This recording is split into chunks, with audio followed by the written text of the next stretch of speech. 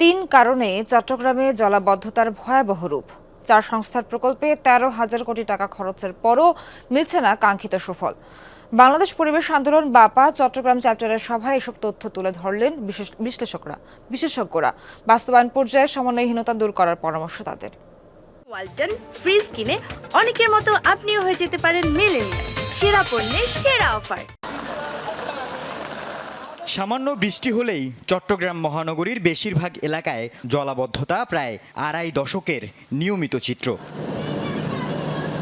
জলাবদ্ধতা নিরসনে চট্টগ্রাম উন্নয়ন কর্তৃপক্ষ সিডিএর 2টি, সিটি কর্পোরেশনের 1টি, পানি উন্নয়ন বোর্ডের 1টি এবং ওয়াসার 1টি প্রকল্প মিলিয়ে প্রায় 13,000 কোটি খরচের পরও দৃশ্যমান পরিবর্তন নেই। এ সংকটের জন্য বাস্তবায়ন পর্যায়ে ত্রুটি, অনিয়ম, সংস্থাগুলোর সমন্বয়হীনতা এবং দক্ষ লোকের অভাব সহ 3টি কারণ চিহ্নিত করেন বিশেষজ্ঞরা।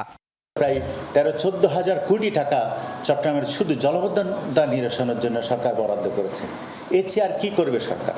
এরপরও আমরা কি রেজাল্ট পেলাম?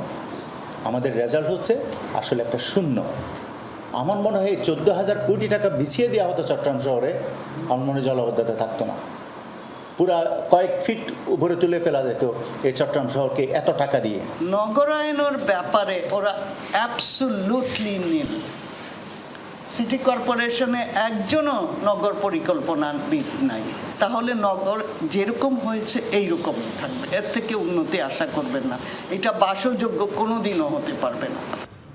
চট্টগ্রাম মহানগরীর 36টি খালের মধ্যে 23টির সংস্কার কাজ শেষ বলে কর্তৃপক্ষ দাবি করলেও অনেক খাল আবর্জনায় ভরাট, পানি নিষ্কাশনের পথ বন্ধ।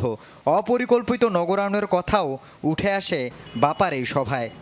এই অযোগ্য, এই অদক্ষ, অক্ষম ইনস্টিটিউশন দিয়ে তো চট্টগ্রামের জলাবদ্ধতা যেমন নিরসন হবে না, পাহাড় কাটাও কোনোদিন বন্ধ হবে না, আপনার ট্রান্সপোর্টেশনে আপনারা যানজট থেকেও রেহাই পাবেন না।